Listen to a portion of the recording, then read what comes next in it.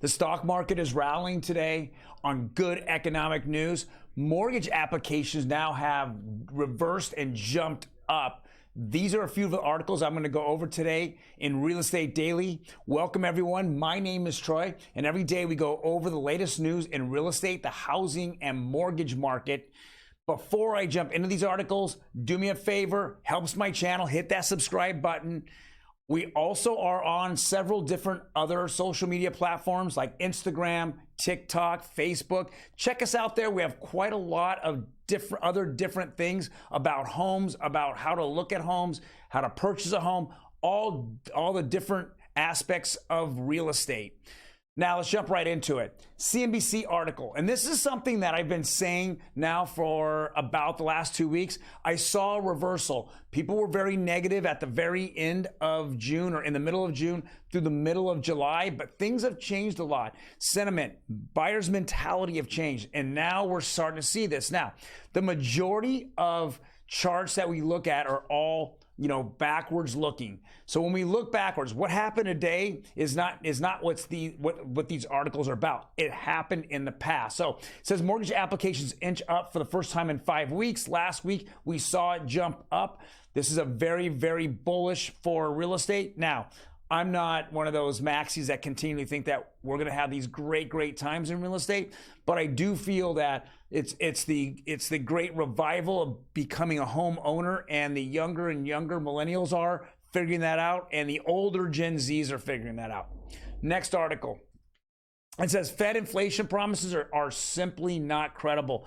It is not credible. This is and again, I connect real estate with politics. In the past, politics had very little to do with real estate. Today, they completely affect real estate. The reason why the housing market slowed down is simply because the Fed raised rates, and their rates they raised now got pushed into the housing market and the mortgage rates. And that's the first thing that's immediately affected. I call it collateral damage, and this is what happens.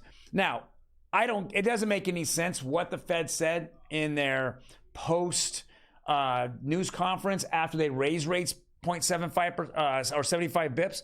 What doesn't make any sense to me is that the CPI number for June was terrible, worse than 42 years, yet now they're saying it's peaking. I mean, if we, it doesn't make any, I'm just going to keep saying it doesn't make any sense. If it's peaking, then why did our interest rates go down? It's going to take a while for it to curb. I think that a lot of what's going on is they're trying to get people used to $4 gas prices, high food prices, high energy prices. I think that's what they're getting people used to. And so when they say positive things about the economy, it's psychologically people say, well, yeah, I'm hurting, but things will get better, even though they're still paying here in Southern California $6 a gallon, which is $3 more than it was a little over a year ago. Next article, and these are the ones that kind of scare me now, because these are the reality that's happening. Household debt tops 16 trillion for the first time, fueled by higher inflation and interest rates. Guys, we are now more in debt than ever, and it is not good. And I've said this many times to people. You need to pay your credit cards down. The other thing besides real estate that collateral damage happens immediately when the Fed raises rates is your credit card interest, and it goes up, and it shoots way up. And if it shoots way up, you're spending, not only you're spending more on everything, gas and food and energy, you're spending more on the debt that you've accumulated on unsecured debt like credit cards. That is not good. Any debt that is revolving is just going to keep going up.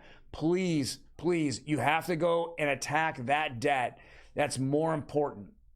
Next article is also CNBC. It says job openings fell sharply in June as the labor market shows signs of slowing. Well, let's be honest, we're at full unemployment, and there's still, 10 million jobs that are open out there. So really, this is kind of a double-edged sword that CNBC came out with.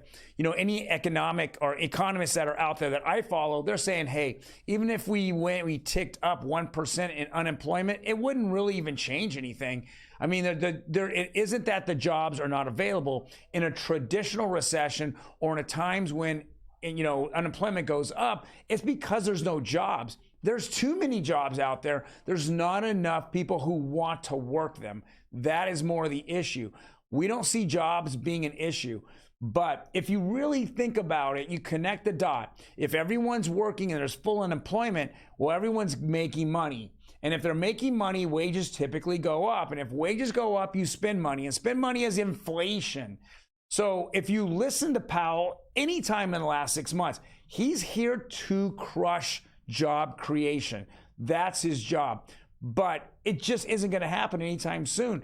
The only way that's going to happen is either a black swan event or people just don't have money to spend. But if you have a job, you're spending money. So this actual article doesn't really make sense, and it just shows signs of slight slowing, but there's no alarm here. What is alarming is the next article. Nearly 3/4 of millennials are more than $100,000 in debt, most not from mortgages. Well, obviously most are probably from student loans, right? And if you're out there and you're making money, sometimes the last thing you want to pay is your student loan. And a lot of people are just sitting back waiting for, this particular Congress to turn around and just wipe out their debt, which would then cause more inflation. How much debt is out there in the market with adults? Well, there's 15% or less that have anything over $10,000 in student debt. With that being said, 85% of us who doesn't want to pay for higher inflation because the government wants to wipe out student debt doesn't make sense. I mean, if first of all, think about all the free stuff you've gotten in the last 18 months or since this administration took over. You got a $2,400 check, right, in the mail for what? I don't even know what for, and that's what, and then on top of that, they printed money and made it easier for you. Then they turn around and they wiped out some $10,000 or so of student debt. So now you're Mr. Handout. Are you hungry to work? Are you hungry to pay off the debt? No, you just let it sit there and ride. Who cares? I'll let the government sooner or later wipe off my debt or hand me checks. This is what you become reliant on the government, and then they control your lives if you're smart enough to know they're trying to control your lives. This is not good. Millennials, get out of debt. You're in the highest debt range of any generation ever. This is not good. Last is, looks like we broke that 5-day trend, and now rates have jumped up. Now today rates are kind of steady, but let's go review what happened yesterday. We saw the 30-year conforming conventional jump up about 7 basis points.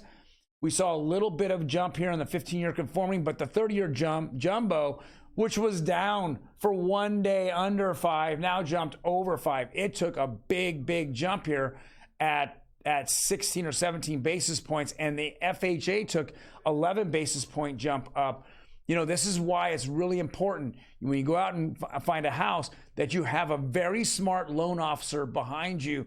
He knows the market, he can feel it forward, and he gives you guidance on when to lock. The best days to lock this week were Monday and Tuesday. Actually, it was actually Monday. If you waited till Tuesday, you just lost money. You lost money. You're going to be paying more money for that mortgage. You have to find the brightest people in this industry. If you just accept who you have, well, then you're going to get hurt by it, especially if they're not professionals or they haven't been in the industry long enough and they're just relying on secondary information. Well, guys, thank you very much for joining me today. Hit that like button if you like it. Otherwise, if you have any comments on any of this, please leave a comment. Leave comments below. I'm more than happy to discuss anything with you, especially finding out what direction you think that the market's going. I'd love to talk to you. Last night I was on What's a Mortgage. It was a really good conversation, that me and Min Win went over with a lot of people last night. There's a lot of people hurting out there, but there's also a lot of money, and people are trying to look for investment properties, which is kind of crazy to me at the moment. But that's what's happening. So the market's hot right now. It got hot in the last 2 weeks. If you're looking for homes, it's still a good time to buy.